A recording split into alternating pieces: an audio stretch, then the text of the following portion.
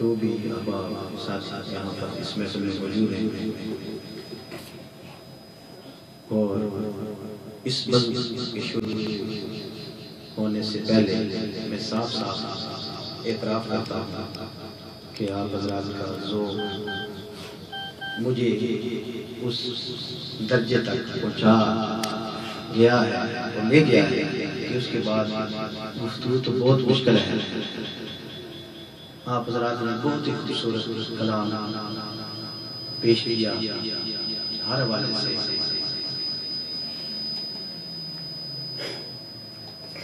میں ہمارے اردو ادب کا مشہور نام اور شاعری میں عظیم شاعر غالب کے اس شعر سے اپنے گفتگو کا آغاز کرتا ہوں۔ غالب نے کہا تھا مدح رسالت امام صلی اللہ علیہ وسلم کی مناسبت سے غالب ثنائے خواجہ بے یزداں گذاشتی، غالب ثنائے خواجہ بے یزداں گذاشتی کا آزاد پاک مرتبہ دان محمد۔ غالب ہماری کیا مجال ہے، یہ وہ شاعری اور علم و ادب کا امام اور اصناف شاعری کو اور اس ذوق کو سمجھنے والے بہتر جانتے ہیں کہ اردو ادب میں غالب جیسا شاعر نہیں پیدا ہوا۔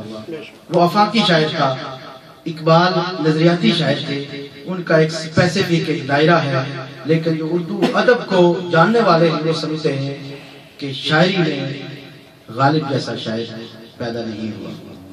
اتنے بڑا شاعر، وہ کہتا ہے کہ اس آقا کی ہم شان کس طرح بیان کر سکتے ہیں کہ ذات پاک مرتبہ دان محمد، کہ وہ ذات ایسی ہے کہ اس کی مدح اور اس کی تعریف اور اس کی توصیف تو خود رب ذوالجلال نے بیچ دی، اور اس کے محاسن اور اس کے مقام و مرتبہ کو اللہ نے اتنا بلند کر دیا ہے کہ خود کہا ہے کہ میں نے ورفعنا لک ذکرک۔ اب کوئی جتنی مدح ثنا کر لے، کچھ بھی کر لے، اب میں نے وہ بلندیاں، وہ عروج، وہ مقام و مرتبہ تجھے دے دیا ہے کہ ساری مخلوق لگی رہی ہے محبوب وہاں تک تعریف و توصیف بیان ہی نہیں کرتا۔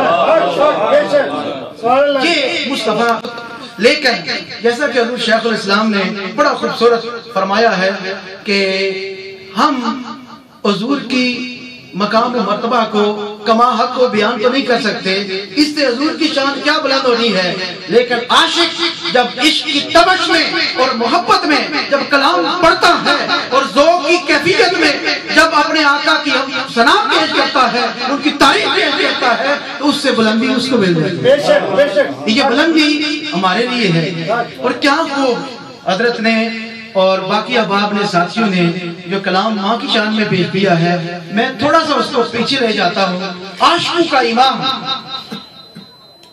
سید الشاہ حضرت اویس کرنی، جس کو جو درجہ ملا، اس کے حوالے سے بھی تھوڑی سی جھلک آپ حضرات کے سامنے پیش کرتا ہوں کہ وہ عاشق، ایک تو واقعہ آپ نے بہت ہی سنا ہے اور سنا ہوگا یہاں تک کہ آپ کو موقع نہیں ملا، آپ حضور علیہ السلام کی بارگاہ تک نہیں پہنچ سکے، براہ راست حضور علیہ السلام کا دیدار نصیب نہیں ہوا۔ ایک بڑا ریئر واقعہ ہے، شاید بہت ہی کم لوگ ایسے ہوں گے جنہوں نے اس کو سنا ہوگا، وہ یہ کہ ایک مرتبہ منت سماجت کر کے اپنی والدہ سے اجازت لے لی کہ میں جاتا ہوں اپنے محبوب کی بارگاہ میں اور میں حضور کی زیارت سے مستفید اور مستنیر ہونا چاہتا ہوں۔ والدہ نے اجازت دے دی ایک شرط کے ساتھ، وہ یہ دی کہ بیٹا جاؤ، لیکن اگر حضور گھر پر ملے تو ملاقات کر لینا، اگر گھر پر نہ ہوئے تو واپس آ جانا، انتظار نہیں کرنا۔ یہ بہت بڑا امتحان تھا عاشق کا، اور والدہ بھی خدا جانے کس درجے اور مقام کی تھی، جس کی گود میں ویسے کرنی جیسا بیٹا پیدا ہوا۔ گئے مدینہ طیبہ میں،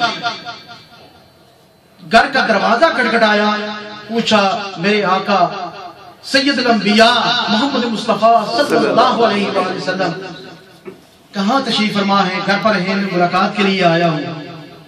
حضور علیہ السلام گھر میں نہیں، مسجد نبوی میں تھے۔ مسجد نبوی، سبحان اللہ، فاصلہ کتنا ہے؟ سیرت کی کتابیں یہی بتاتی ہیں کہ تمام جتنے بھی حجرے ازواج مطہرات کے تھے وہ مسجد نبوی کے ارد گرد تھے، اور ایک قدم حضور کا اپنے گھر میں ہوتا اور ایک قدم آپ اٹھا کر مسجد میں آتے، فاصلہ اتنا تھا۔ لیکن ماں کے ساتھ جو ہے تو پیمان باندھا، جو وعدہ کر کے آئے تھے اس کا تقاضا وہاں پر جا کر تقابل شروع ہو گیا۔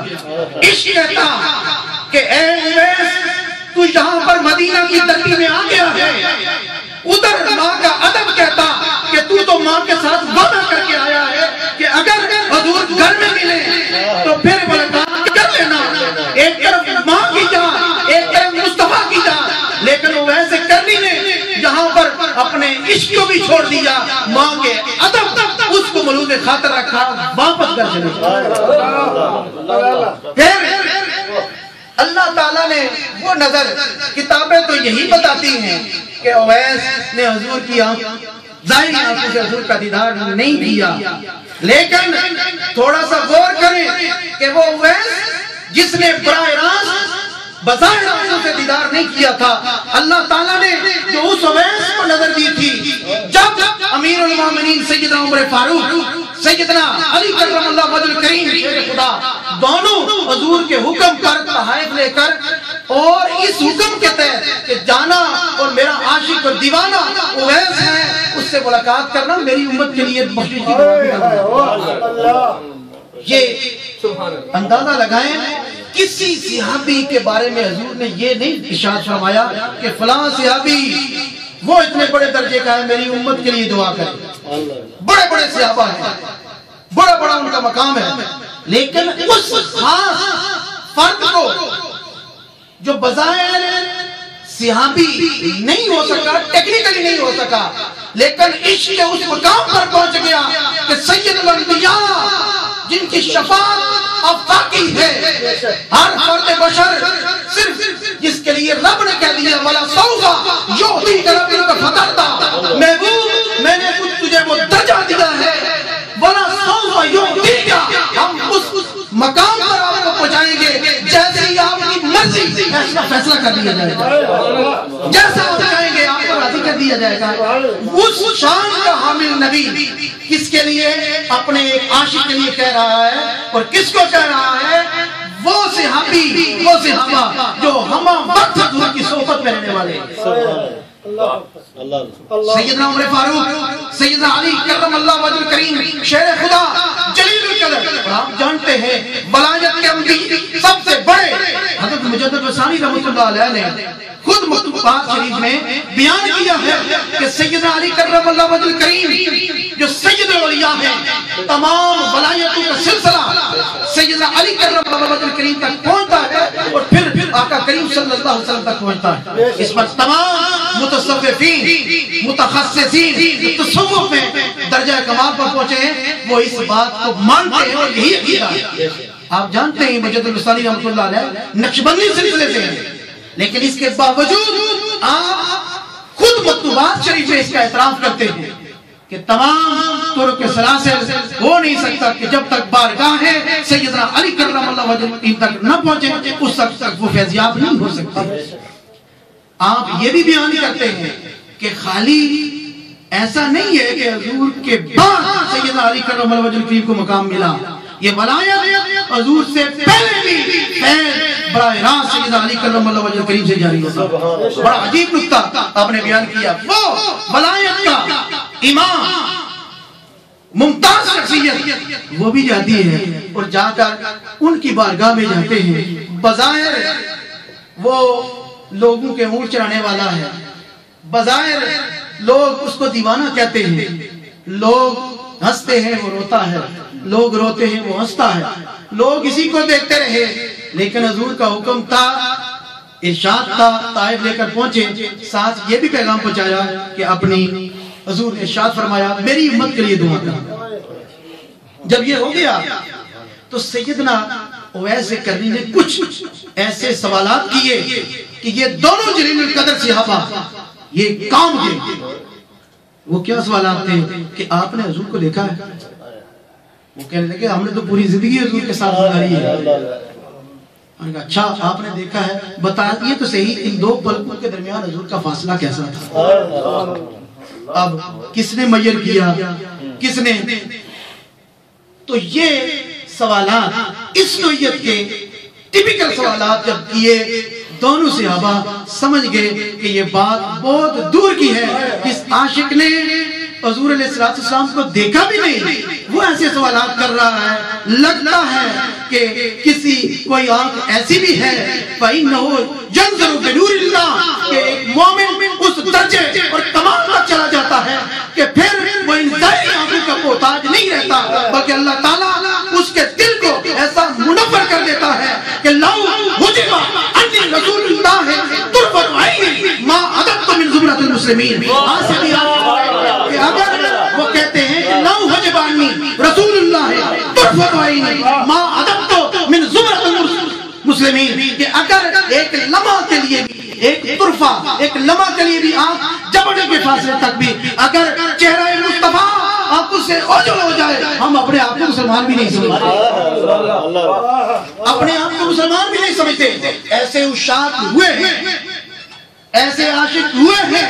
میں آج بھی بات کر رہا تھا شیخ احمد کبیر الرفاعی، رفاعیت سلسلے کے امام و پیشوا، اپنے وقت کے بہت بڑے ولی کامل، اور یہ سیدنا غوث اعظم جیلانی رضی اللہ تعالیٰ عنہ کے ہم عصر تھے، ایک ہی زمانے میں تھے۔ آج پر جب سیدنا غوث اعظم تشریف لے جاتے ہیں، یہ بھی جاتے ہیں، لیکن یہ عاشق تھے، اس مقام پر تھے جب حضور علیہ السلام کی بارگاہ میں کھڑے ہوئے سلام پیش کیا تو 90,000 کا اجتماع ہے۔ جب سلام پیش کیا، دست مبارک قبر مبارک شک ہوئی، ہاتھ نمودار ہوا، آقا کریم صلی اللہ علیہ وسلم نے اپنا ہاتھ باہر نکالا، 90,000 کا اجتماع دیکھ رہا ہے کہ سب کے سامنے سید احمد کبیر رفاعی نے حضور کا ہاتھ پکڑا، چوما۔ یہ ایسے عاشق ہے، لیکن یہ بات وہی جان سکتا ہے، وہی پہچان سکتا ہے جو اس وادی میں گیا ہو، جو یہ جانتا ہو۔ اور اس اجتماع میں سیدنا غوث اعظم جیلانی رضی اللہ تعالیٰ عنہ آپ بھی موجود تھے۔ سیدنا غوث اعظم جیلانی کا درجہ بڑا ہے، آپ کے بعد پھر درجہ غوثیت اس سید احمد کبیر رفاعی کو ملا۔ سیدنا غوث اعظم کے درجات سے تو آپ واقف ہیں، یہ بھی عاشق ہے، اور عشق کے اس مقام پر ہیں کہ آپ کہتے ہیں لوگوں کیسی بات کرتے ہو، کیسی بات کرتے ہو؟ اللہ تعالیٰ نے بلاؤ کئی تشری اللہ نہیں لقام پہ قدرت الکمال کہ اللہ تعالیٰ نے مجھے وہ درجہ دیا ہے کہ اگر میں اپنا سر اور راز مردہ پر ڈال دوں، لقام پہ قدرت الکمال، وہ بھی اللہ کے قدرت الکمال سے زندہ ہو جائے۔ اور آپ نے کردستان میں جا کے یہ جو واقعہ مشہور ہے سیدنا غوث اعظم جیلانی کا، لوگوں نے اعتراض کیا، عیسائی تھے، پادری، مسلمان آپس میں جھگڑا ہوا، وہ جھگڑ رہے تھے، آپ گزر رہے تھے، پوچھا بھائی کیا ہے، کیوں جھگڑ رہے ہو؟ مسلمان کہنے لگا یہ کہتا ہے کہ ہمارے عیسیٰ علیہ السلام، ہمارے نبی، ان کا تو بڑا درجہ ہے، ان کی تو بڑی فضیلت ہے، گزرتے مردے ہوتے، آپ پھونک مارتے، کم باذن اللہ کہتے، مردے زندہ ہو جاتے۔ ایسا مقام ہمارے نبی کو ہے، تمہارے نبی کو ایسا مقام نہیں ملا۔ آپ کھڑے ہو گئے، کہنے لگے بھائی یہ حضور تو بڑی شان والے ہیں، ان کا مقام تو اپنا ہے، اس کے ساتھ تو کمپیر کیا ہی نہیں جا سکتا، تقابل ہے ہی نہیں ہے۔ میں حضور کا ایک ادنا سا غلام ہوں، لے چلو جہاں وہ بھی لے چلتے ہو، جس مردے کے پاس لے چلو، جس قبرستان میں لے چلو، جس کو کہو گے اللہ کے عزت سے میں اس کو زندہ کر کے بتا دوں۔ لے گئے اور کھڑے ہوئے، پرانی قبر دیکھی، وہ عیسائی کہنے لگا کہ یہ قبر لگتا ہے بہت پرانی ہے، جس کے اثرات مٹ چکے ہیں۔ سیدنا غوث اعظم کھڑے ہوئے، حکم دیا، کہنے لگے، پوچھنے لگے کہ جیسا یہ کام کرتا تھا اسی کام کے ساتھ زندہ ہو جائے؟ کہنے لگے یہ تو اس سے بھی بڑی بات ہے۔ تو وہ پرانے انبیاء اکرام غالباً حضرت داؤد علیہ السلام کے زمانے کا ایک مردہ تھا، اور پیشے کے اعتبار سے وہ ڈھول بجانے والا تھا، جب آپ نے حکم دیا تو زندہ ہو گیا. اور یہ کردستان کا علاقہ کرد، یہ سارے لوگ جو سیدنا غوث العظم گیلانی کے سلسلہ قادریہ میں منسلک ہوئے اور مسلمان ہوئے، وہ اسی وجہ سے کہ سیدنا غوث العظم گیلانی کی اس کرامت کو انہوں نے دیکھا. مجھے محترم رؤوف بھٹی صاحب بتا رہے تھے یہ پیچھے چادر سیدنا داتا علی ادویری رحمۃ اللہ علیہ کی. سیدنا داتا علی ادویری ہماری تحریک کو بھی یہ فیض حاصل ہے جہاں پر اور فیوزات ہیں. شاید کئی احباب اس بات سے واقف ہے یا نہیں ہے، ہم حضور شیخ الاسلام کہتے ہیں. اس سے پہلے یہ لقب نہیں تھا. ہم جب جامعہ میں طالب علم تھے تو ایک بزرگ جن کے ساتھ ہمیں بھی ملاقات ہوئی ہے، سید غلام رسول خاکی شاہ صاحب رحمۃ اللہ علیہ، چکوال کے رہنے والے تھے. تقریباً عمر 127 برس تھی جب ان کو ہم نے دیکھا. اور وہ سید غلام رسول خاکی شاہ صاحب وہ تھے جو اعلیٰ حضرت احمد رضا خان بریلوی رحمۃ اللہ علیہ کی مجالس میں بھی بیٹھے ہیں. انہوں نے براہ راست ان کی بھی زیارت کی ہوئی. اور یہ کوئی چمبے کی بات نہیں ہے، اب بھی ایک بزرگ زندہ ہے جو اعلیٰ حضرت کی دعا سے ابھی تک زندہ ہیں. اعلیٰ حضرت نے ان کے لیے دعا کی. سید الطاف حسین شاہ صاحب یہ نام ہے غالباً اگر میں بھول نہیں رہا، تو انہوں نے بشارت ہے سیدنا اعلیٰ حضرت رحمۃ اللہ علیہ کی کہ تو 150 سال تک زندہ رہے گا. وہ کہتے ہیں ابھی ان کے کوئی 115 سال عمر ہے، کہتے ہیں ابھی 35 سال آگ میں ڈال تو نہیں مروں گا، پانی میں پھینک تو نہیں مروں گا. اعلیٰ حضرت احمد رضا نے میرے لیے دعا کی ہے جب تک میری 150 سال عمر نہیں ہوگی میں نہیں مروں گا. تو غلام رسول خاکی شاہ صاحب رحمۃ اللہ علیہ جب پہلی ملاقات کے لیے آئے، اور میں اس کا چشمے دید گواہ ہوں، ہم طالب علم تھے اس وقت جامعہ میں، سب سے پہلے سیدنا داتا علی ادویری رحمۃ اللہ علیہ کے مزار اقدس پر آئے، حاضری دی. کہتے ہیں میں نے داتا صاحب نے پوچھا کہاں جا رہے ہو؟ میں نے کہا کہ میں جا رہا ہوں پروفیسر ڈاکٹر محمد طاہر القادری ان سے ملاقات کے لیے. اس وقت یہ لقب تھا. پوچھا کیا تحفہ لے جا رہے ہو؟ کہنے لگے بس کچھ بھی نہیں ہے، ملاقات کے لیے جا رہا ہوں. خواہش دامن گیر تھی عرصہ دراز سے کہ میں اس شخصیت سے ملاقات کروں. غائبانہ تعارف تو تھا ہی لیکن ملاقات کے لیے تڑپتا ہوں.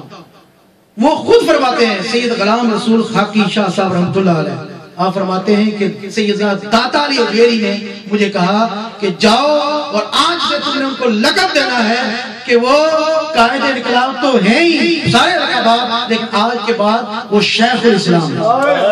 پہلا لقب غلام رسول خاکی شاہ صاحب نے دیا. اس کے بعد پھر خلق تھی اور پھر آواز تھی، بڑھتی گئی، دل سے دل کو راہ ہوتی گئی. اور یہ پوری دنیا میں عرب میں بھی شیخ الاسلام کے لقب سے ملقب ہے. جامعہ آدر میں بھی شیخ الاسلام پکارے جاتے ہیں.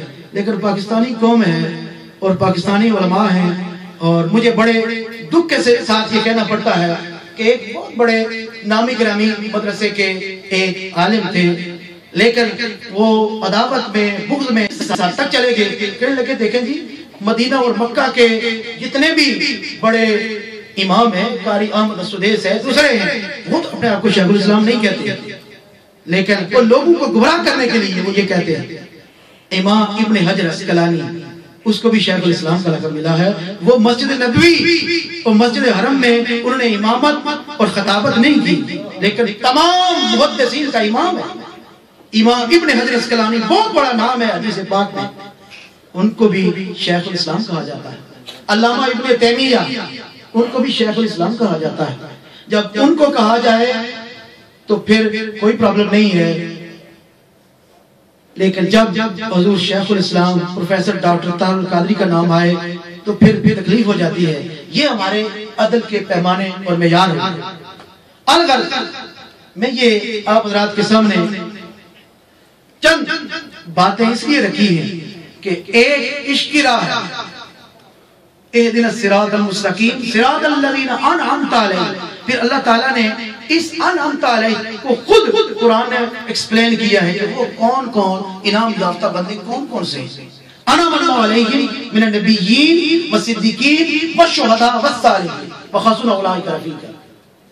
4 طبقات قرآن نے گنوائے، نبیین، صدیقین، شہداء، صالحین. صالحین سے مراد اللہ کے نیک بندے.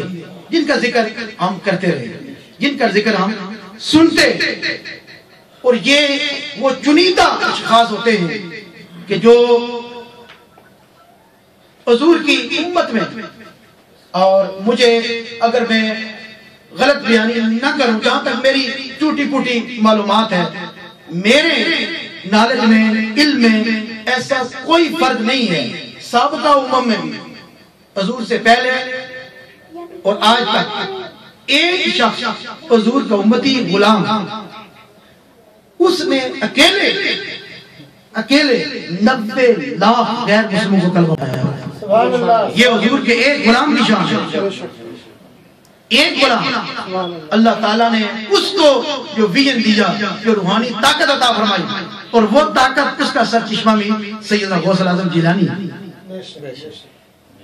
جب سیدنا غوث الاعظم جیلانی متمکن تھے بغداد میں، اللہ کے اذن سے بولنے والے ولی اپنی زبان سے نہیں بولتا، وہ بھی حضور کے اس فیض سے مستفید ہوتا ہے کہ جس طرح حضور کی شان ہے، یہ حضور ہی کی شان ہے کہ جب بولتے ہیں تو رب کہتا ہے کہ اس کا بولنا نہیں ہے۔ وَمَا يَنْطِقُ عَنِ الْهَوَىٰ إِنْ هُوَ إِلَّا وَحْيٌ يُوحَىٰ۔ یہ نبی اپنی خواہش نفس سے نہیں بولتا، بلکہ جو کچھ ہم کہتے ہیں وہی یہ نبی آگے بولتا ہے۔ اسی فیض سے گروہ اولیاء کرام بھی مستفید ہوتا ہے، ہو رہے ہیں، قیامت تک ہوتے رہے ہیں۔ فیض کا در وہی ہے، وہی دروازہ ہے، وہی محبت۔ چنانچہ سیدنا غوث الاعظم جیلانی رضی اللہ تعالیٰ عنہ جب اللہ کے اذن سے اس مقام پر پہنچے کہ آپ نے فرمایا کہ میرا یہ قدم ہی آگئی علی رقبۃ کل ولی اللہ، میرا یہ قدم روئے زمین کے ہر ولی کی گردن پر ہے۔ اسی وقت حضرت خواجہ معین الدین چشتی اجمیری رحمۃ اللہ علیہ، آپ خراسان کے پہاڑوں میں محو عبادت تھے، آپ نے سنا، فرمایا قدمہ کا علی رأسی و عینی یا شیخ عبدالقادر جیلانی، آپ کا قدم نہیں، آپ کے دونوں قدم نہ صرف میری گردن پر ہے بلکہ میری آنکھوں پر بھی ہیں اور میرے سر پر بھی ہیں۔ یہ آپ نے فرمایا، آپ نے اسی مجمع میں کھڑے فرمایا کہ ہمارے بھائی معین الدین چشتی نے ہمارے اس فرمان کو سنا ہے اور اس نے ادب کا حق ادا کر دیا ہے، اس نے یہ کہا ہے اب ہم اس کو ہند کی ولایت ادا کرتے ہیں۔ سبحان اللہ۔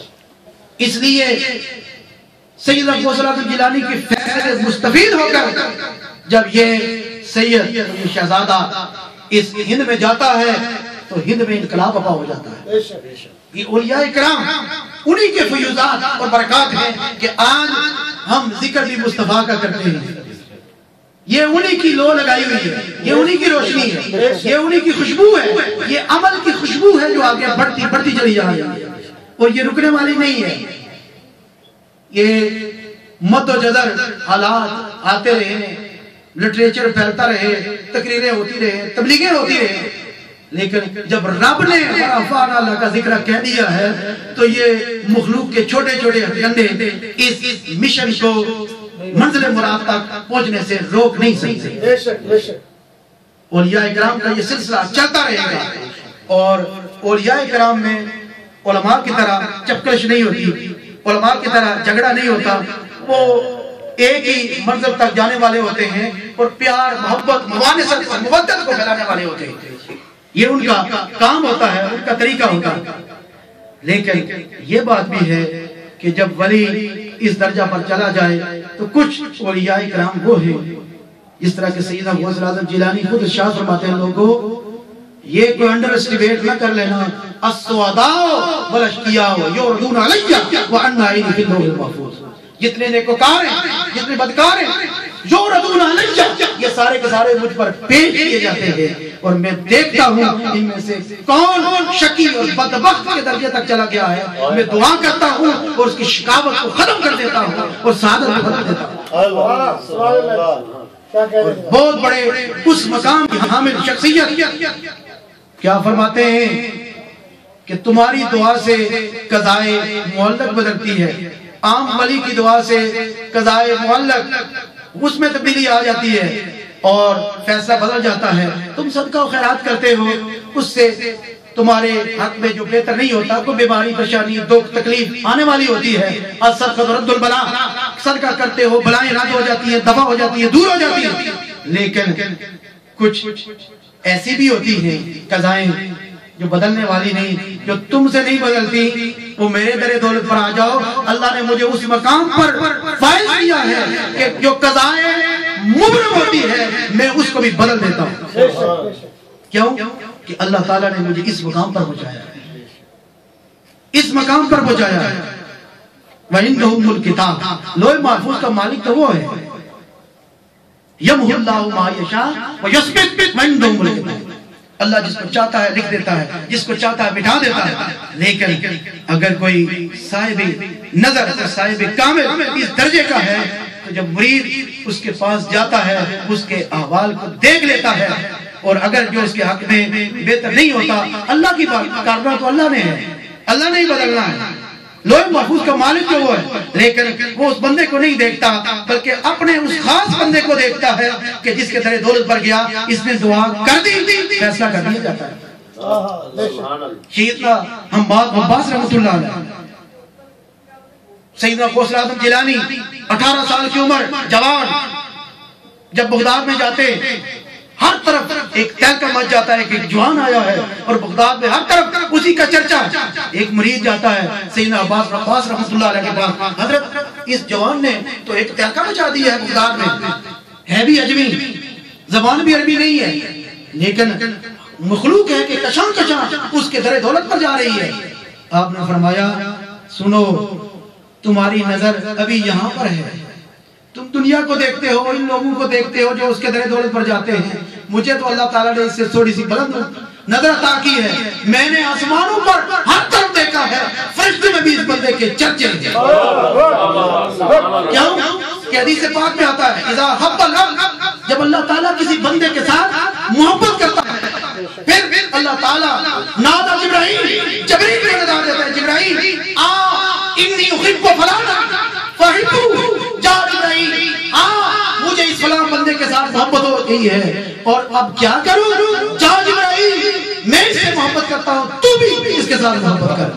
پھر جبرائیل امین بھی اس کے ساتھ محبت کا سلسلہ شروع کرتے ہیں، ادھر جبرائیل امین کی محبت شروع ہوتی ہے، فرشتوں کا سردار جب محبت کر رہا ہے تو باقی فرشتے جو ان کے ماتحت تھے، سب آرڈینیٹ ہیں، ان کی کیفیت کا عالم کیا ہوگا، وہ بھی شروع کر دیتے ہیں۔ ثم یودع لہ القبول فی الارض، پھر بات یہاں تک ختم نہیں ہوتی، اس بندے کی محبت جس کا سلسلہ آسمانوں پر شروع ہوتا ہے، ثم یودع لہ القبول فی الارض، اس بندے کی محبت، اس کی قبولیت لوگوں کے دلوں کے اندر رکھ دی جاتی ہے۔ ایک طرف اس کا تعین و تشریح کرتی ہے، اس کی عزتوں پر حملہ ہوتا ہے، اس کی دیانت پر شک ہوتا ہے، لیکن جو عاشق ہیں ان کا عشق اور محبت اس مقام پر ان کو لے جاتا ہے کہ وہ اوروں کو نہیں دیکھتے، ان کا محبت بڑھتا چلا جاتا ہے، اور مخلوق ہے کہ وہ ان کے ساتھ محبت آگے بڑھ کر، یہ ایک سلسلہ محبت ہے، سلسلہ وہیں سے شروع ہوتا ہے۔ اللہ تعالیٰ کی بارگاہ کے وہ جنیدہ ہوتے ہیں۔ تو یہ چند ٹوٹے پھوٹے آپ لوگوں کی سمجھ راشی کیے ہیں، وقت لیا ہے، بہت خوبصورت محفل آپ نے سجائی، بہت اچھا کلام سننے کو ملا۔ اللہ تعالیٰ آپ کے ذوق کو بھی زندہ رکھے، اور آپ کے اس ذوق کے توسل سے اللہ تعالیٰ مجھ جیسے شخص کی بھی اللہ تعالیٰ مغفرت فرمائے، اور بزرگوں ان کے راستے اور اس کی پہچان اللہ تعالیٰ نصیب فرمائے۔ وما توفیق الا باللہ العلی العظیم۔ ماشاءاللہ فرما رہے تھے لفظ بے بس اور زبان معذور، پھر ہم سے ذکر حضور کیا ہوگا، ہم سے ذکر حضور کیا ہوگا، ہو کنارہ نہ جس سمندر کا وہ سمندر عبور کیا ہوگا، پھر ہم سے ذکر حضور کیا ہوگا۔ ہم نے جب کھول کے الحمد سے قرآن دیکھا، تاو الناس محمد کا ثناء دیکھا، پھر ہم سے ذکر حضور کیا ہوگا۔ ہم وہ کہاں سے زبانیں لائیں جس سے ہم ذکر مصطفیٰ کر سکیں، ہم سے ذکر حضور کیا ہوگا۔